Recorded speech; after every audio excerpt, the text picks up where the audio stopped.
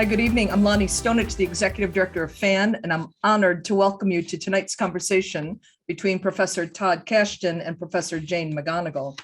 FAN is a nonprofit organization that presents a high-quality speaker series offered free to the public on a wide variety of topics, including human development, mental health, education, and social justice, among others. We have over 175 videos of past events archived on our website and our YouTube channel, so please be sure to explore.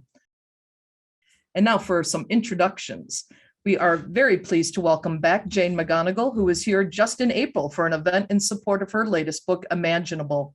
She's the Director of Games Research and Development at the Institute for the Future, a nonprofit research group in Palo Alto, California. Professor McGonigal is the New York Times bestselling author of Reality is Broken and Super Better, and her TED Talks are among the all-time most popular with more than 15 million views.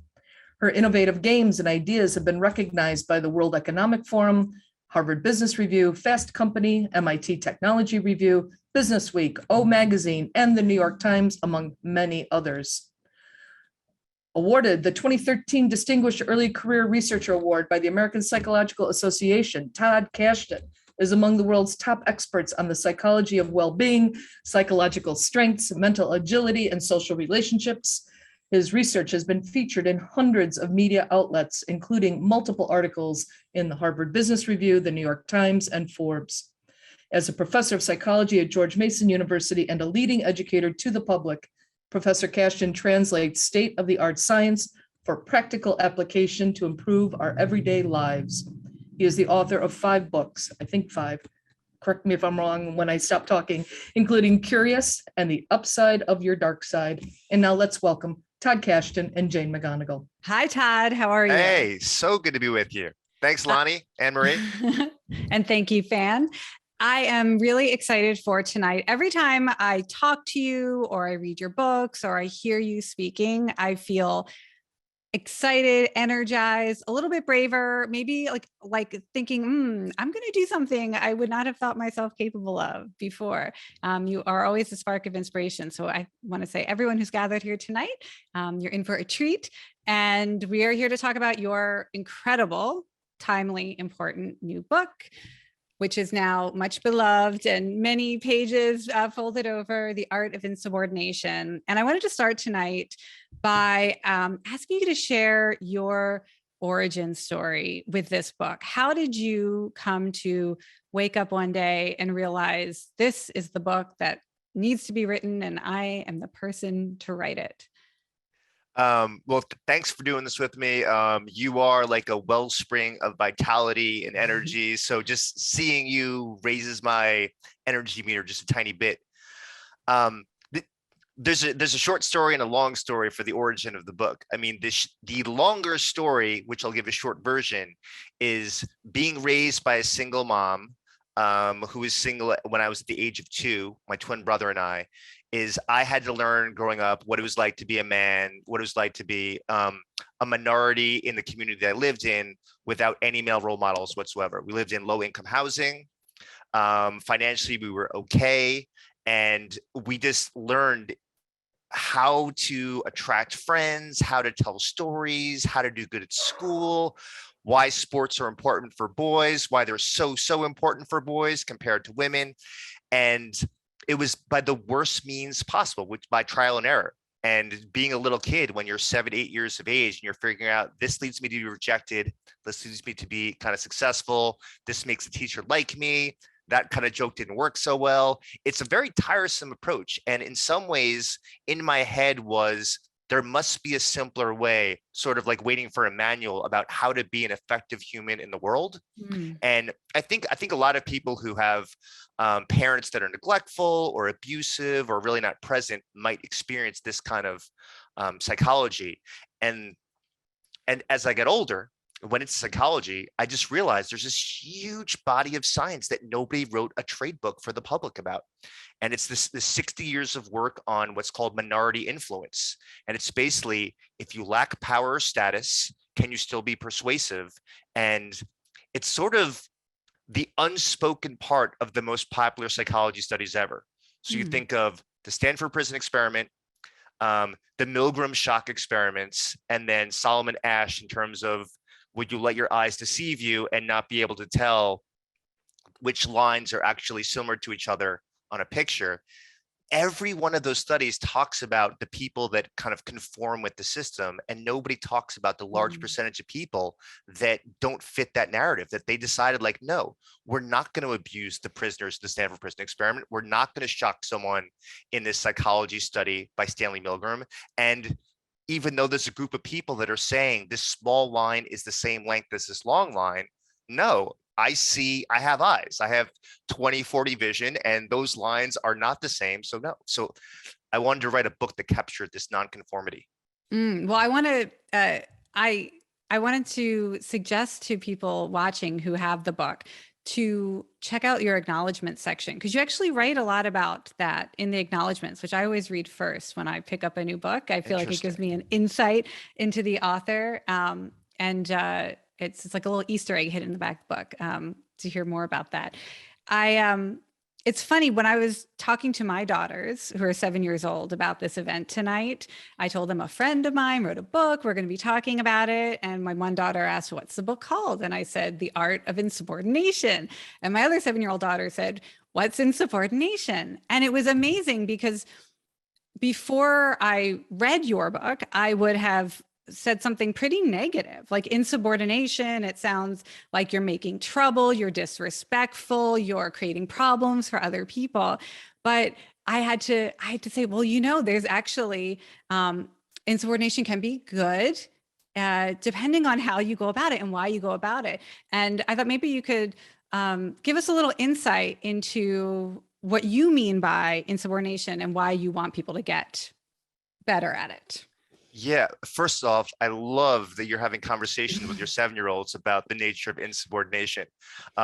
That's like, to me, dream parenting, because the elements of this book are, just because an authority figure says something, just because this is what most people do, just because this is the norm, has no bearing whatsoever that it's functional, healthy, or useful and beneficial to your personal well-being. And so the idea of kids being exposed to this early, I'm actually going into my kids' elementary school not too long from now to actually have this conversation, which is, when do you break the law? Like, when do you break the norm?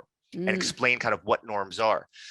So insubordination is really kind of intentionally provocative, because the word it makes you think of someone in the military who went outside of their rank and decided that they are going to shoot someone they aren't supposed to. They're going to disobey an order, and a large number of people who are sacrificing their lives potentially are at stake. Or in an organization, it's someone that decides that I'm going to be lazy, I'm not going to do my work, you're going to do my stuff for me, I'm going to be an insubordinate. And to some degree, insubordination implies that there are these social hierarchies. And we have so many of these in our lives, even though we might not want to acknowledge them. When a Friday night kicks in, every one of us has mentally an idea of the order of people that we want to contact, that we want to spend time with. There's a social hierarchy of attractiveness for our mood and what we want to be doing that exact evening. And we have it at the workplace, and we have it in our neighborhood, and we have it in society, just by the nature of having positions of C-suites down to interns. Principled insubordination is about breaking from those social hierarchies, because they're not working. They're not workable. There are tons of dysfunctions where you have newcomers that are in an organization, or you have students in a high school classroom, and they have an idea that's better than the teacher, or better than the people that have the reserved parking spaces and the 6-figure salaries. And I think this is a book about recognizing that for society to improve, we have to understand that the current construction is not even close to utopian, even though we're getting better and better with each subsequent generation. I think that's why this book feels so timely, because so many people are looking around the world right now and asking, is this the best that we can do? And they know the answer already is no. I'm a little bit of a nerd, and one of my favorite pages in your book is where you create a little mathematical equation for us to really break down the components of principled insubordination. And because I'm really a nerd, I got my little whiteboard in case folks haven't seen it, so I can try to break it down. I also drew the cover of your book. I hope you like that. Can you talk about the elements here? Because I think it will help people understand. You say principled insubordination is deviance times authenticity plus contribution, and then it's divided by social pressure. And the authenticity plus contribution really made this pop. Like I totally understood. It made me want to be an insubordinate immediately. Yeah, so let me talk about something I just read maybe like a week ago. The creator of The Good Place wrote a book about ethics and morality. I forgot the name of the book, but they talk about the veil of ignorance, and I even forgot the name of the philosopher who came up with the veil of ignorance. But I think it's Rawls.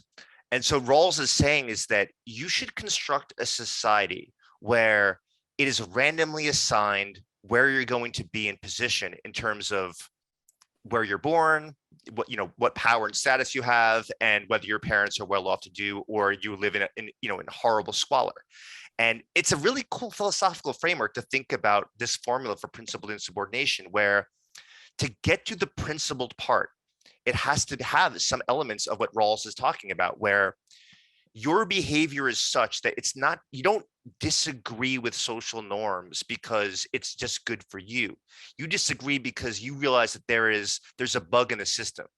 And so, you think about like a Ruth Bader Ginsburg, where she just realized there was a bug in the system, where it didn't make sense that before she was a Supreme Court justice and she was a lawyer, just realized like it makes no sense for women to be making less money than men. And she spent her career actively searching for those cases to build a large enough compendium of precedents where you would eventually get towards equality for salaries. Now, we haven't reached it yet, but this is the nature of principled insubordination, which is there's something wrong. I want to do something about it.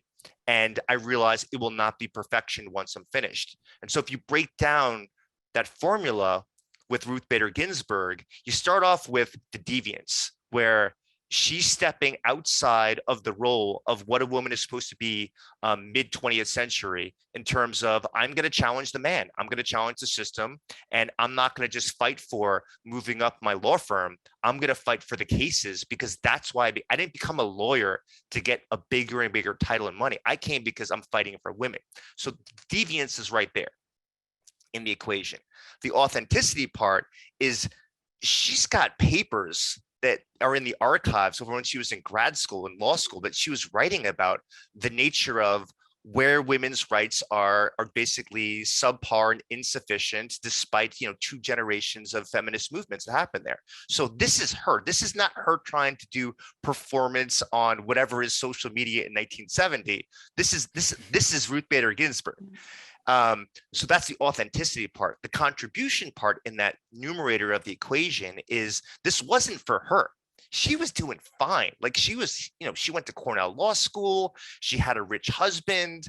She was well off. She was not the one being affected. She did this for humanity and for the next set of generations. And this is why, people in their 20s love Ruth Bader Ginsburg, is because she's this icon of, I've got all these things going for me. I've got great kids. I've got a great family. I've got a great life, but I am sacrificing for humanity. So without that contribution piece, you are outside of the confines of this thing called principled insubordination. And the example I've been using lately were those truckers in Ottawa in Canada, where they were basically closing these bridges off so that nothing can get into Canada until these mask mandates would stop. And I kept thinking to myself right off the bat, what things are you stopping from getting into Canada for this cause that you're doing? And is the rewards for working on the mask mandate, does that override what's not coming in? You're thinking about penicillin, you're thinking about filling up the blood banks, and really quickly you can say, no matter, I know they felt strongly about what they believed in, that they were outside of the principled part because it wasn't really authentic. They weren't focusing on contribution. They were signaling what group they were part of was the primary part of this element. And this gets the denominator of the equation, which is what makes it increasingly more or less likely that you're going to engage these principled acts. And that's, what's the social pressure valve? And if the incentives are really strong for you to act like everybody else, it's going to be increasingly hard for you to speak your piece and your voice that's a little bit different and divergent for everyone that happens there. And if the social pressure, if you've got enough people in power or enough guidelines in place that diversity of individuals is allowed to be representative, well, all of a sudden it gets a lot easier for that authenticity and contribution and deviance to do their chimerical magic together and get this principled insubordination. Yeah, it's really that sense that if you're being motivated by your deepest values, that's a good sign that you may be engaging in an act of principled insubordination. And if you have a higher purpose, right, like that your act will contribute to something bigger than yourself. You have all this great practical advice in the book, little recipes, steps, like checklists. And I thought maybe we could talk about some of those tools and recipes that help fight against the social pressure, right? How do we overcome all of that, power and influence that's going to try to stop us from bucking against the norms? And two of my favorites, you talk about finding people who have your back and building mental fortitude. Can you talk a little bit about how those relate to being able to stand up for something other than the status quo? Yeah, so that was a fun chapter to write about building these strong coalitions or allies, because Robert Biswas-Diener and I, who that was our last book together, Upside of Your Dark Side, we almost wrote a book about adult friendships. So I was able to hold loosely to this thing that kind of the lost record, the lost volume between us, and kind of put it in there. This is another body of science that has not reached the public, which is how do you make friends in adulthood? Especially, men who do not have a romantic partner have a particularly hard time making these friendships and allies. So one of the important parts of creating these coalitions is that when we think about, there's so much work in well-being about name your strengths, use your strengths effectively, find new places to use your strengths, and keep on developing them for new contexts and new situations. But what gets missing and lost is when you recognize your strengths, you don't just look at the portfolio of you as an individual. Your brain actually takes into stock, okay, do I have close, trustworthy allies that I have access to? And this could just be, me having, Jane on the phone that I can kind of call you anytime and say, hey, I need some advice. I'm about to go talk to a large number of people online and on Wednesday night. That just knowing that I can call you means that I can think about your knowledge, your perspective, your experiences. And if I called you and couldn't get access to you, I could still think about on my shoulder, what would Jane do? If I spent enough time with you where I was downloading what Jane would do in a situation is different than me, to some degree, my sense of self includes you in my sense of self. And there's this whole body of work by Jim Cohen at University of Virginia, which shows that when your close friend is being shocked and you're being shocked, there is a correlation of 0.80 between the parts of the brain that light up when you're shocked and when you're watching your friend be shocked. That's almost like perfect. It's basically saying is that when your friend experiences pain right in front of you, it is as if you are the one that's under the knife and you're the one that's being shocked that happens there. And on the flip side, on the positive side, when you think about what's their social network, what are their personality traits, what are their experiences, perspectives, the beauty of friendships is you download that and you expand who you are as a person. And by doing that, you have a better chance as someone who doesn't have power and status to make inroads with your message, because there are more people inside you. And there are also these other characters that are ready to protect you and be your bulldogs if you face criticism or difficulty or strife. You were very careful in the book to talk about the difference between trying to go against the status quo when you're powerful or rich or privileged, successful, versus somebody who's lower status or marginalized. Can you talk a little bit about how that difference shows up and, what, for those of us who don't feel like we are in the most powerful, privileged position, what we should be thinking about as we try to be persuasive? Yeah, I mean, you have books for people that have power, right? I mean, starting with Dale Carnegie, How to Win Friends and Influence People. My good friend Zoe Chance has her book, Influence is Your Superpower, just came out. This book is really for those people that don't already have the big cars, the big seat at the boardroom, and the big powerful positions. But I should clarify this. So there's three ways of thinking about minorities. So one is, do you have a marginalized identity? The second one is, are you numerically underrepresented in whatever group or society or culture we're talking about here? So that's an important one, because if you are a really ardently religious person and your cul-de-sac is full of atheists, and you somehow, this is coming up in conversation, which makes sense with what's happening this week in the news, you're the minority. And vice versa, if you're the atheist and you live in a community of fundamentally religious people, you're the minority, numerically underrepresented.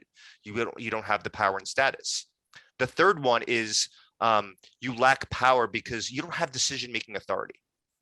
And when you lack in any of these categories, when you are a minority in this way, the strategies of being influential are not as simple as those in power. If you're in power, you can to some degree force people to comply with your rules, thoughts, and your norms. You can deduct someone's salary.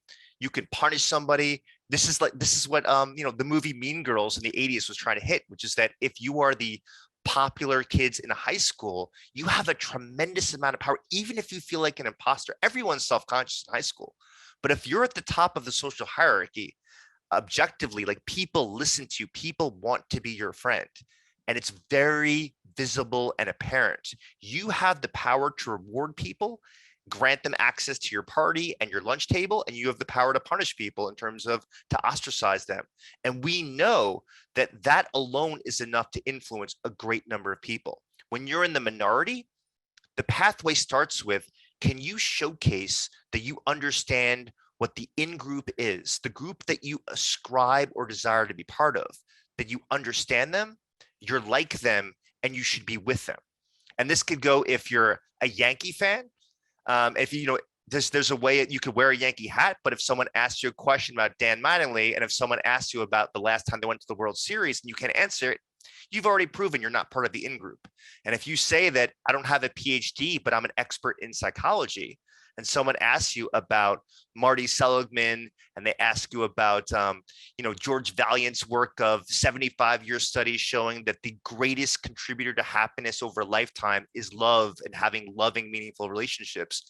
If you didn't know those things, you would prove that you're not in that in-group.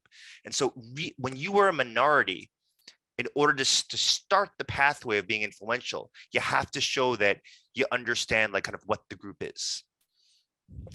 I'm wondering if you feel like the ability to have a principled rebellion, like that spirit, is it a personality type? Is it something you're born with, or you have to cultivate it, or you learn it? If we feel like we don't have that in us, how do we cultivate it?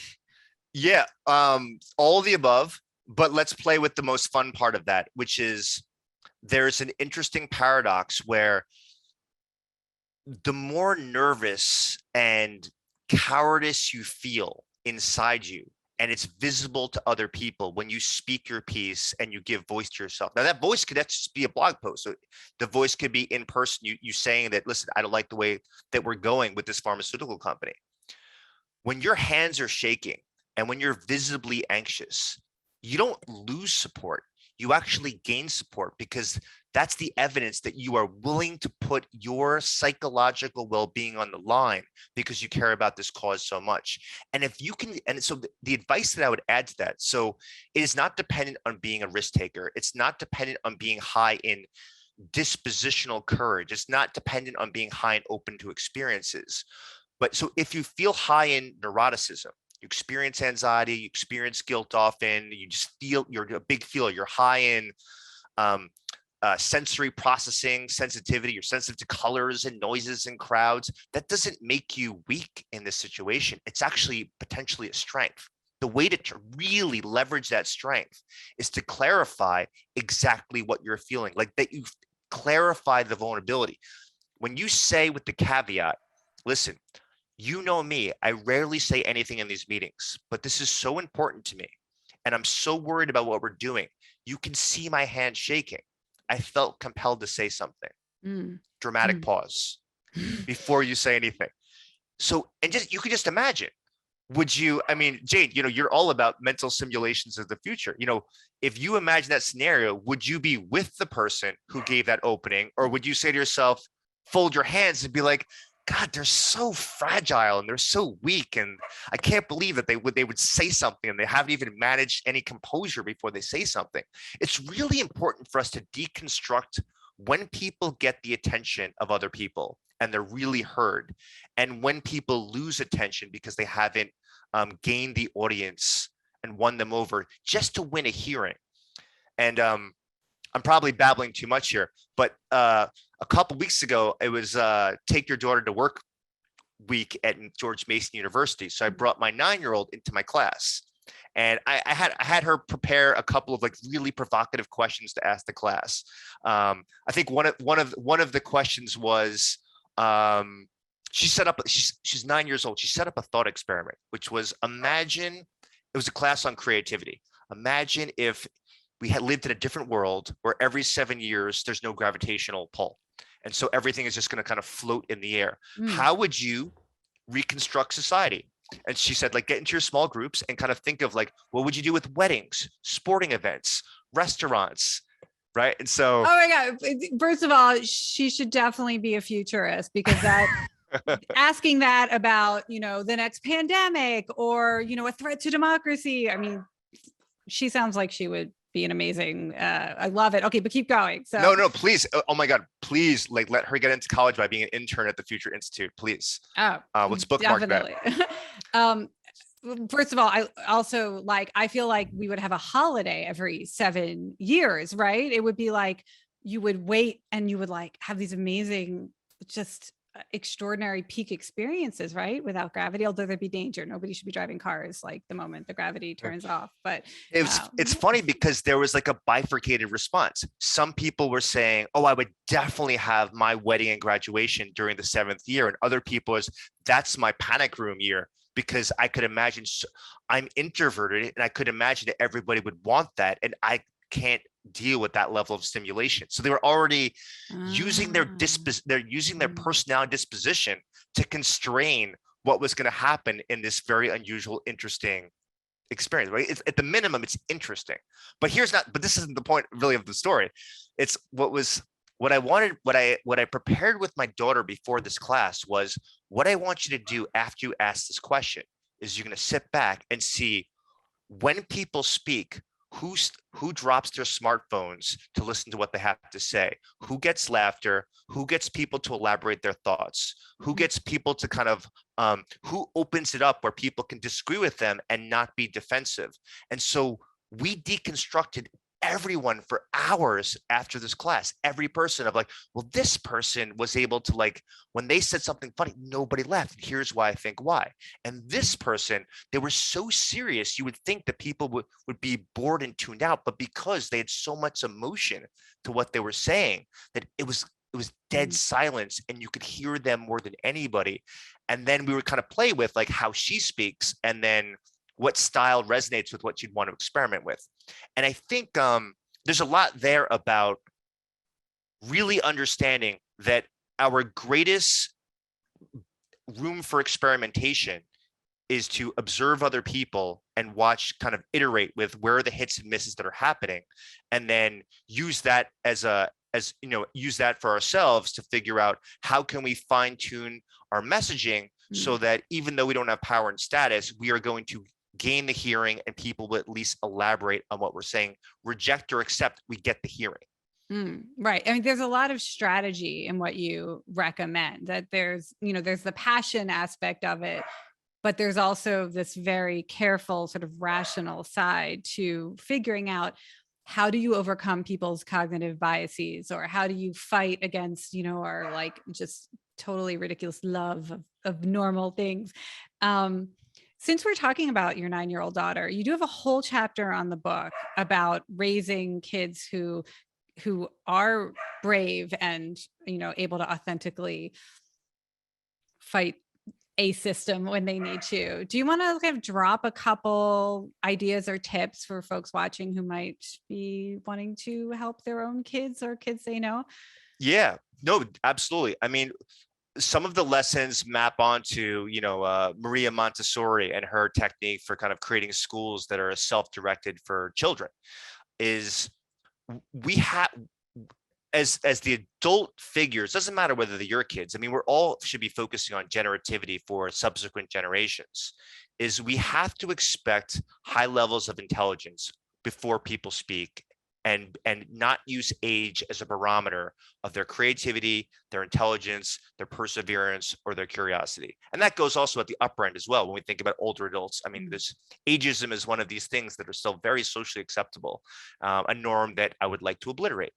And so one of the things with children is to talk with them about topics that interest you, and not only focusing on topics that you think interest them. And so one of the things that I think is really important for developing their critical thinking skills is to expose them to what's happening in the world, but without your documentary narration of what's happening. So for example, this week, my 15-year-olds came home from school, and I said, "Hey, did you see about what leaked to the Supreme Court?" And all I did was mention. I didn't say anything about my view. I didn't see anything about what was in the documentation. I just said, "Listen, there's a document that says that Roe v. Wade might be overturned. That happens there, but doesn't happen yet." And I didn't even ask for her response. She's used to this by now. I throw it out there and get her opinions, and then I just work with her views and thoughts about things. And this seems more simplistic than it actually is. What this requires us to do is to be less about influencing them, directing them, and teaching them, and more about guiding them about how to think. And this can be very challenging, because the children, the teenagers, the younger adults that are around us, they might have views that really diverge from what you mentioned before, our deepest values and our deepest political ideologies. Can you sit there with someone younger than you and not proselytize to them, but actually just hear them out? I had this moment a different time in my well-being class. It backfired. It was horrendous. Not that I want this to be the theme of this 1 hour. And I asked them, like, "Hey, what would it take for me to bring in a 25-year-old into this classroom who is pro-abortion, and you be able to listen to them even if you disagree with them from the start and you disagree with them at the end?" And it went awry, and people just could not do this. They couldn't even envision having the perspective of being able to get and take the perspective of that person, which speaks volumes about this, about the difficulty of perspective getting, of meeting people that have views and live lives that are very different from our own. If just imagining it brings you such distress that you can't even go there. And I didn't even flesh out the character in terms of what their life was like. And you think about international travel. I know, and Jane, I really want to get this conversation with you, because I was thinking about, you really hit a norm for me that I hadn't thought about, that's dysfunctional, which is, you talk about how where you're born is like this life sentence, and it's so difficult to migrate to other countries. And I hadn't really thought about that as a norm, because I'm so country centric in my thinking. And so these two topics converge, because if migration was more fluid between countries, and you weren't shackled to where you were born of needing government intervention to get from point A to point B, if we allowed that, can we be doing that without addressing the psychology of, when these people start to move from place to place, how do we deal with clashing perspectives and worlds? And so when we use terms like the patriarchy, and we use terms like toxic masculinity, and we have 190 plus countries, what do we do with kind of being open and receptive to terms and concepts that we are fighting for and really ardent about? that have less importance and less meaning in other cultures. What do we do with all of that? I love that. You're making me imagine like a role for some field of psychology. Tell me which field it should be, and I'd like to engage them in the coming decade or two of thinking about how do we stay open-minded and welcoming as we may be moving, whether it's forced migration due to climate change or countries are rethinking, movement for aging populations. What is the branch of psychology, do you think, that could help us understand how to live with each other? Because we don't, especially in the United States, we're not doing a good job right now, I don't think, of being with people who we perceive as different from us or have sharing different values. Yeah, I mean, that was a big onus in kind of spending 6 years in this topic. I just spoke to someone yesterday. I didn't know this existed. A woman from Britain who has a Ph.D. in cross-cultural psychology. And I think it's really, this is the key, is anthropologists and cross-cultural psychologists who are not doing it at a simplistic level of, hey, in the East, broadly, we're going to combine 63 countries together.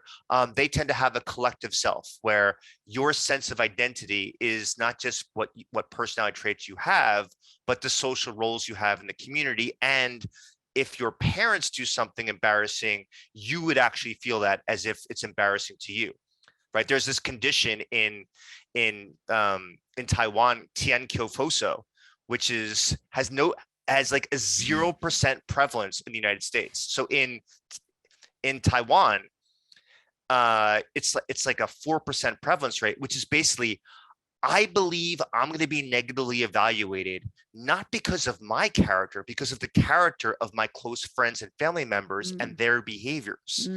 So I've never met anyone who's Tien Kyofoso where they walk through the world worried about being embarrassed because of other people that they care about, how they behave. They might have moments, but when they leave that person, they sort of leave that anxiety behind. And so it gets really interesting to think about the norms that we hold dear.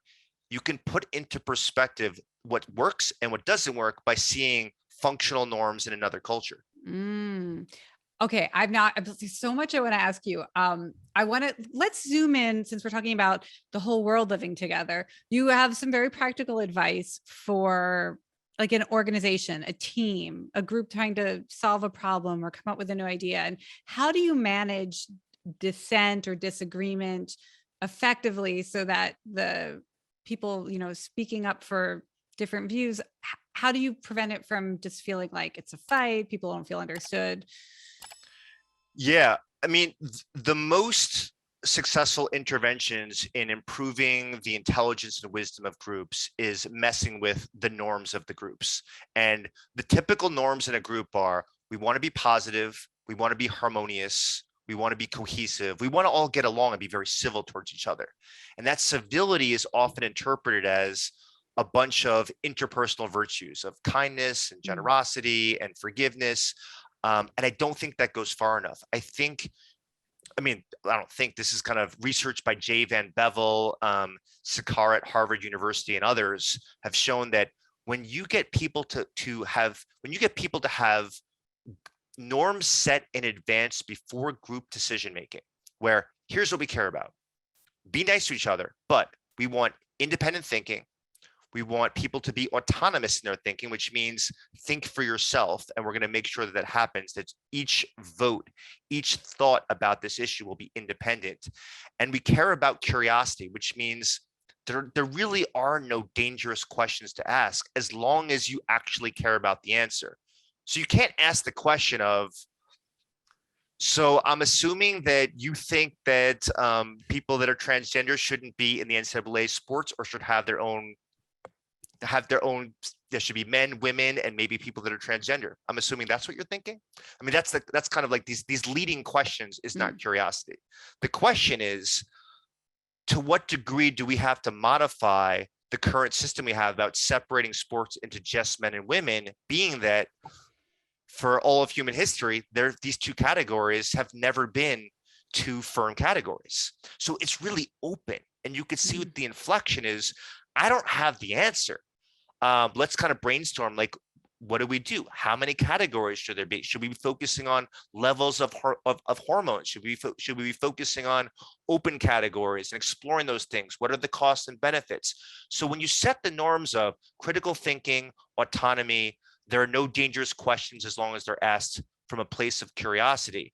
You get these conversations where conflict is seen as nothing more than information, and we want all the information and biases on the table. And just two other things just to nail it with organizations that are really important. One is whoever is socially attractive, the official leader or the unofficial person that everybody wants to be around and win their affection, they've got to be speaking last. And they can't be the final ultimatum. It's not Jeff Probst from Survivor. They're speaking last because we don't want them influencing other people. Their views are weighted extra, and we want the extra weighted views out of the province of the decision making. And the other part of that is, and this is really hard in Zoom, organizations are really having a problem with this. When you ask about people's thoughts on an issue, they have to be doing it independently and not publicly first. And you want to have the votes and the ideas to some degree anonymized, so they're not attached to any individual. So you can separate the quality of the messages from the what we feel about the messengers. And if you put those three things together about the norms, about where the socially attractive people speak, and making sure that you have independent, anonymized thinking before the group convenes, you can really move really quickly to getting a much more intelligent group. Speaking of an intelligent group, we will soon have questions from our intelligent group that we've gathered, but I wanted to ask you about, yes. There was one chapter that really surprised me. I guess it's sort of, you start to read a book, you think you know where it's going. And there was this really cool chapter that I thought maybe we could chat about, because when we talk about standing up for what you think should change or be right, or fighting the system, it can feel kind of scary. It takes courage. It's hard. You've got to figure it out, strategy, find your allies. You have this beautiful chapter on how to win responsibly, like assuming you may actually make the change, which, first of all, thank you for including that, because people, I think, need to see that, there's hope and people do succeed. It's not just, there's a purpose in doing this. You can win. Can you talk a little bit about why you have a chapter on, like, it's not just, yeah, we did it, but you want people to follow through in certain ways? Yeah, this was a labor of love. Again, most of the work in that chapter on winning responsibly comes from, I'll mispronounce her name, but it's Radmila Prislin in California, and nobody knows her work. So what's fun about writing a book is you get to elevate scientists and thinkers that there's only room for so many people to get the spotlight. And I think too few great thinkers get the spotlight. You could probably see from the nature of this conversation, I'm really like a fan of just getting more diverse voices there, because you increase creativity, the pool and reservoir of creative ideas. And with a greater pool of creative ideas, you get more creative solutions. And with more creative solutions, you speed up the movement towards a utopian society. And I think it's, that sounds simplistic, but really that's the path. And if we close down voices, we unintentionally or intentionally constrain the pool of creative ideas that are out there. And this issue by Prislin's research is that when people end up getting traction in their ideas, they start to end up like the people that were in power that mistreated them before. And it's, the greatest examples that are out there are the LGBT community and women's rights. And what you often see is, and I'm not casting aspersions or blame. I'm just describing this very sociologically. And there's actually a couple of excerpts from the first class of Yale when Yale first introduced women. I think it was around 240 years. Yale was in existence before they allowed women to be there. And I think there needs to be more conversations about the anniversary of when they let women into these universities. And when that first class of Yale went in there, and they gained access, they described, many of them, that in order for them to feel as if they're in power, because it's always been a male role model, they took on these very aggressive, very domineering, very totalitarian personalities that were not like them before they ended up in Yale. And I don't think it's because they went to this elite school. It was because their image of, and this, this is, a big conversation for you and I, because video games characters and television and movie characters, the vision always was, it was a male. It was Teddy Roosevelt, it was FDR, it was John Wayne, and there was no female image that was being widely dispersed. And so they ended up being the thing they despised beforehand. And this will happen again, because we're human, we're tribal. And part of winning on the issues that we care about is there are going to be losers, and those losers, we have to look at them as future collaborators and allies, as opposed to remaining as the adversaries as we're trying to get traction in the first place. And I think if we could have that perspective, it's a good starting point of every person on the other side of the issue is a potential ally if we move in the direction of collective well-being and a better society where more people have rights and more people and more individual differences are respected. As we gain traction, those adversaries now are the future allies, and we can train ourselves. You asked before, can we train ourselves to be good principled insubordinates? We could train ourselves to be receptive, that they have families, they have values, they have beliefs, and they have personalities, and they were once kids. And if we can just have a sort of level of compassion of what it's like to lose power, not because we feel bad for them, because it's not a good situation for anyone to be a functional member of society. Do you have any advice for social movements today in thinking about what you're describing is, what can go wrong if successful change just more deeply entrenches social division or political division? Would you suggest that social movements do anything differently than what is traditional or what you see happening today? Oh, I have so many problems with current social movements. If I was to think about one of my favorite principled rebels that I am probably going to write an entire piece for a magazine. The 50th anniversary of him speaking out for gay rights was 2 days ago. Was Dr. John Fryer. I just was reading about this and was like, oh, okay, yeah, great. He's such an amazing. So I know that this is an antiquated term, but I want to keep the term from the 70s. The gay rights liberation movement in the 70s is the exemplar of how to do social activism. So let me just kind of like deconstruct some of the things they did right, and then everyone here can kind of figure out what current activists are doing wrong. One, they had an amazing sense of humor. And I know this is hard when you are oppressed, but listen, if you were gay in 1969 and you were living in Oklahoma, you were not having a good experience, really anywhere in the United States. And yet, if you look at their protest signs that they had in the 1970s, it was, they would walk around whatever the state capital was with signs that said, "We want to get divorced just like you. That's all we want."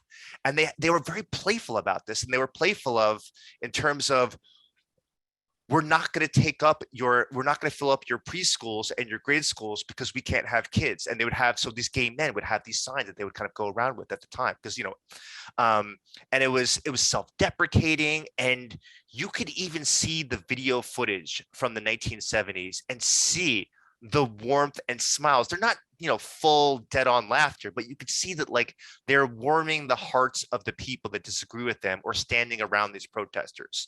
And there's something, it's good to think about the emotional element of protesting. And you have your indignation down, that's easy.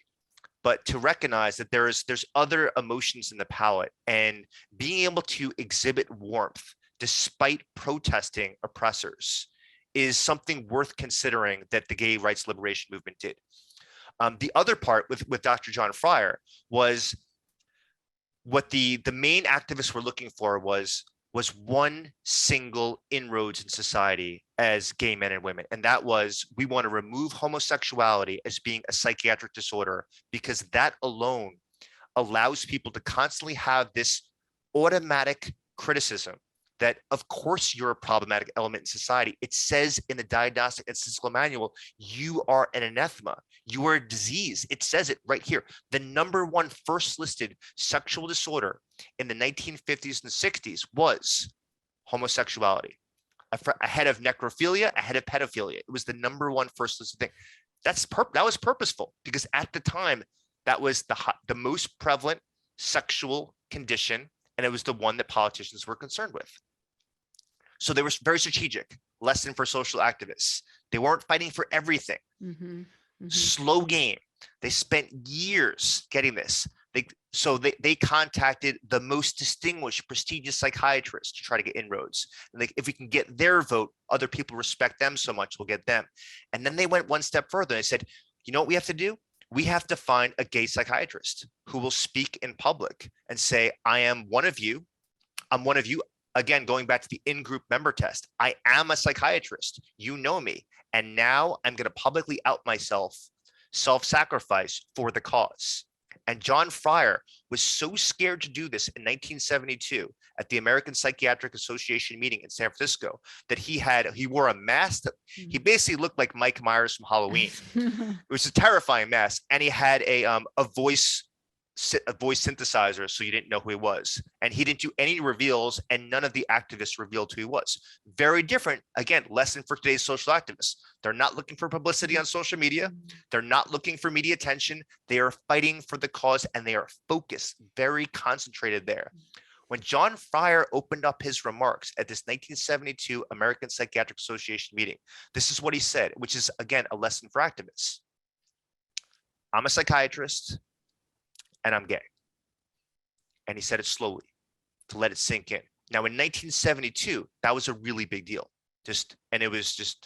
And from there, he was able to say, so I know what it's like to be both, and I'm going to explain why this is not a pathology and this is not a disease that happened there. And then he talked about his accomplishments, his publications, the clients that he's treated successfully, and then he talked about what it was like being gay that happened there. And that's another lesson from the science of how to be persuasive. One of the ways on seemingly intractable issues to get people to change their positions, and change their positions doesn't mean it's flipping. It could just mean that now I move from 90% aversion towards gays to 60%. We have to, another lesson for social activists, you don't need the full switch. Look at it as a continuum of you want to decrease the strength of people's beliefs and the certainty of people's beliefs. And I think too many social activists right now want people to flip their positions. And it's just not how the mind works, because we have so much social affiliations that are tied to our belief systems. And so lessons learned from deconstructing a really important movement.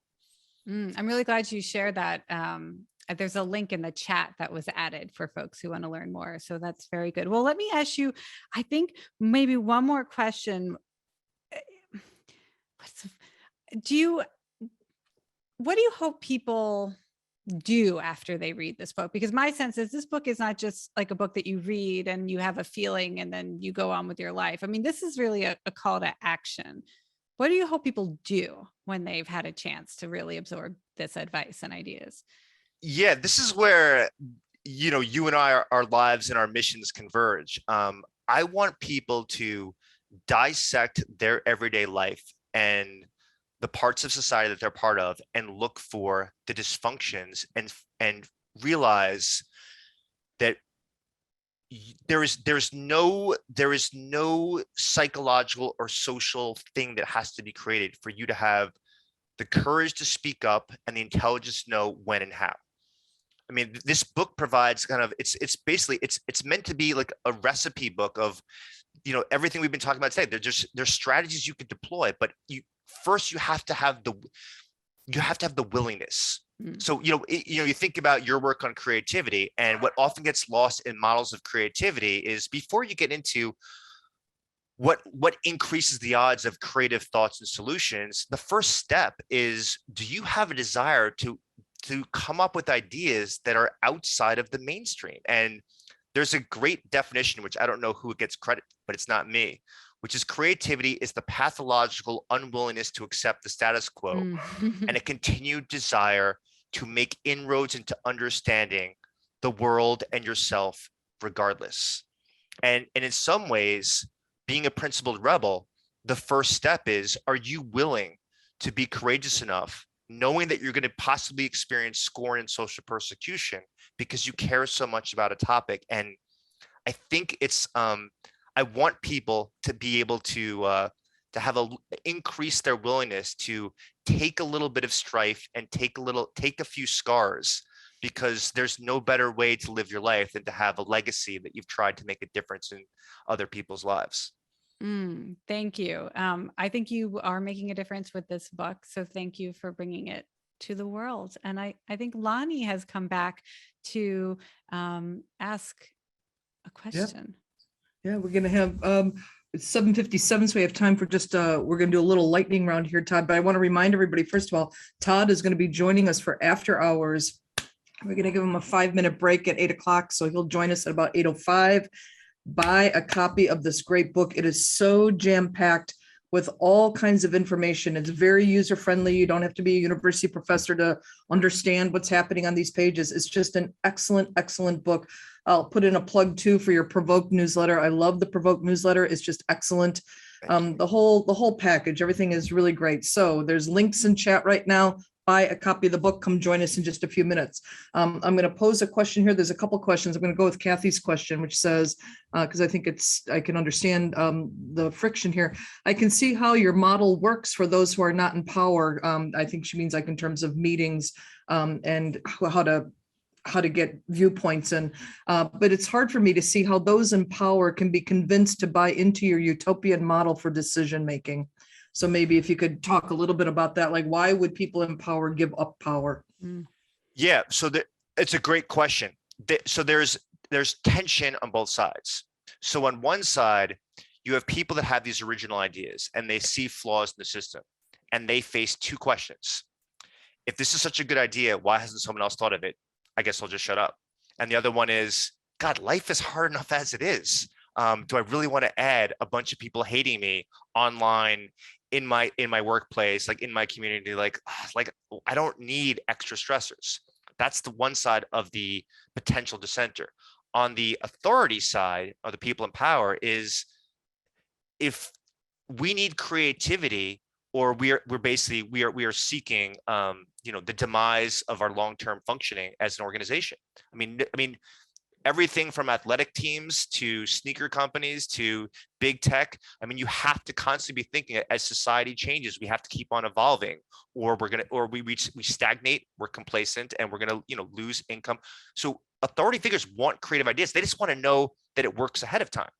And so you just have to have like a Jane McGonigal going into organizations and saying, listen, creativity doesn't work that way. You have to understand that the process it's iterative, and you need to increase the reservoir. The greatest predictor of an effective creative solution is the number of ideas that are present.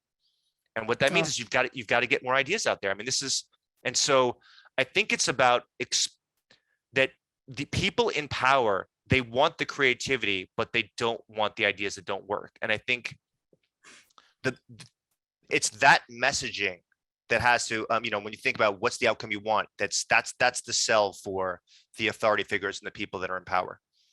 Okay, great. Excellent. We're at 8 o'clock exactly. Jane McGonigal, I want to thank you so much for coming back to Fanland, a quick turnaround there.